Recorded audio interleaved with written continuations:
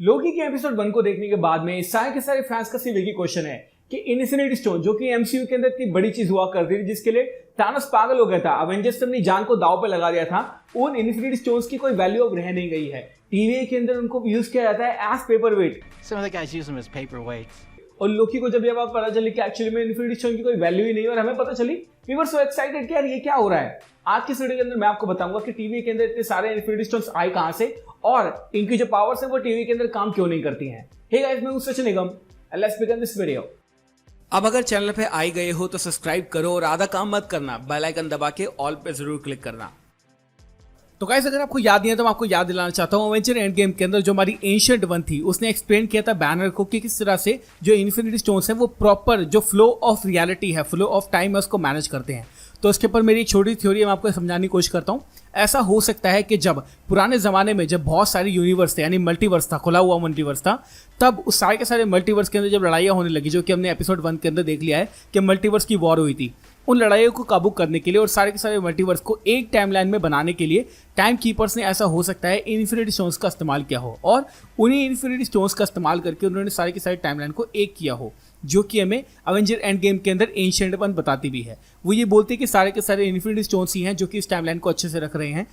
अगर इस टाइमलाइन में से एक भी स्टोन को यहाँ से हटा लिया जाता है तो हमारी जो टाइमलाइन है उसके दो हिस्से हो जाएंगे, यानी एक टाइमलाइन आपकी चल रही होगी लेकिन एक बुरी, एक डार्क रियलिटी, एक और टाइमलाइन बन जाएगी, जहाँ पर ब्रूस बैनर कहता है कि हाँ ऐसा हो जरूर जाएगा, लेकिन अगर हम वापस टाइम में आकर इसको इन्फिनिटी स्टोन को वहीं पर रख दे जहाँ से हमने इसको उठाया था, तो वापस से जो टाइमलाइन है वो खत्म हो जाएगी। और बेसिकली अगर आप देखेंगे तो लोकी के फर्स्ट एपिसोड में टीवी का भी यही कॉन्सेप्ट है। तो अब मैं आपको समझाने की कोशिश करता हूँ कि टीवी के पास इतने सारे इन्फिनिटी स्टोन्स आए कहाँ से। आप देख सकते हैं कि इसी के ड्रॉर में इतने सारे इन्फिनिटी स्टोन्स पड़े हैं और फर्स्ट ऑफ ऑल कोई भी चीज़ को देखेगा तो उसको लगेगा कि सारे के सारे इन्फिनिटी स्टोन यहाँ पे कर क्या रहे हैं। और अगर इतने सारे इन्फिनिटी स्टोन यहाँ पे हैं जो कि यूनिवर्स की सबसे पावरफुल चीज़ है, उसका इस्तेमाल अभी तक किसी ने कुछ क्यों नहीं किया है, साथ साथ इनकी वैल्यूज जो है, इनकी पावर जो है वो यहाँ पर काम क्यों नहीं कर रही है। तो उसका सिंपल सा एक्सप्लेनेशन ये है कि जब भी किसी बंदे ने इन्फिनिटी स्टोन का इस्तेमाल करके एक और टाइमलाइन बनाई होगी, उस वक्त टीवी वालों ने वहां पर जाकर उस टाइमलाइन को इरेज कर दिया होगा, यानी जिस टाइमलाइन में से वो इन्फिनिटी स्टोन हमारे सामने आया था उसी टाइमलाइन को इरेज कर दिया गया था और इसलिए उस टाइमलाइन का जो इन्फिनिटी स्टोन है वो यूजलेस हो चुका है और टीवी के अंदर वो डेस्क के अंदर पड़ा है।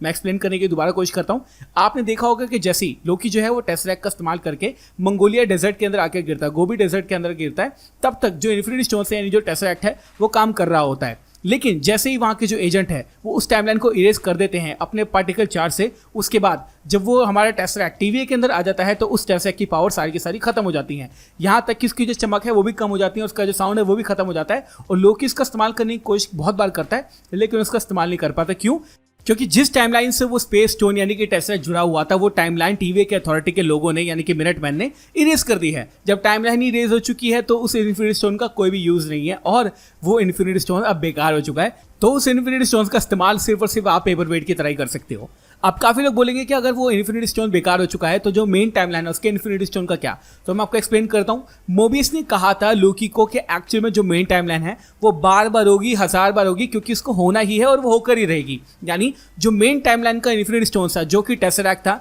जो कि फर्स्ट ऑफ ऑल हमें 1970 के अंदर देखने को मिला जब स्टीव और टोनी ने वहां से उठाया, उसके बाद टोनी ने अपनी इन्फिनिटी गॉन्टलेट में उसको लगाया और स्नैप की। वो इन्फिनिटी स्टोन प्राइम टाइमलाइन का है, यानी सारे के सारे इन्फिनिटी स्टोन जो उस टाइमलाइन के हैं वो प्राइम टाइमलाइन के हैं। लेकिन इसके अलावा अगर कोई भी ब्रांच रियलिटी के अंदर कोई भी इन्फिनिटी स्टोन ले जाता है, चाहे वो टाइम स्टोन हो, स्पेस स्टोन हो, माइंड स्टोन हो, कोई भी स्टोन हो, वो बेकार हो जाएगा क्योंकि टीवी वाले वहां पर पहुंच के उस टाइमलाइन को इरेज कर देंगे। तो बेसिकली टाइमलाइन इरेज हो जाएगी तो इन्फिनिटी स्टोन की पावर भी खत्म हो जाएगी और इसलिए ही टीवी के पास इतने सारे इन्फिनिटी स्टोन्स हैं, क्योंकि कभी लोगों ने पुराने समय के अंदर, शायद फ्यूचर के अंदर, पास्ट के अंदर उनका इस्तेमाल करने की कोशिश की होगी और उससे एक नई रियलिटी बन गई होगी, नई टाइमलाइन बन गई होगी और टीवी वाले ने वो रेस कर दी, इसलिए वो इन्फिनिटी स्टोन बेकार हो गया। उसके बाद उन्होंने वो पकड़ के टीवी में रख लिया और इसलिए इतने सारे इन्फिनिटी स्टोन उनके पास हैं और इसलिए ही टीवी के अंदर कोई भी इन्फिनिटी स्टोन काम नहीं करता, क्योंकि वो सारे के सारे इन्फिनिटी स्टोन्स टीवी के अंदर बिल्कुल यूजलेस हैं और पावरलेस हैं। तो आई होप इस वीडियो को देखने के बाद में आपको पता चल गया होगा कि एक्चुअली में टीवी के अंदर स्टोन्स जो है उनकी कोई वैल्यू क्यों नहीं है। अब देखो, मैं भी चाहता था कि एक्चुअली में एक बड़ा सरप्राइज हमें देखने को मिले और फर्स्ट एपिसोड में इतना बड़ा सरप्राइज देखने को मिल गया है।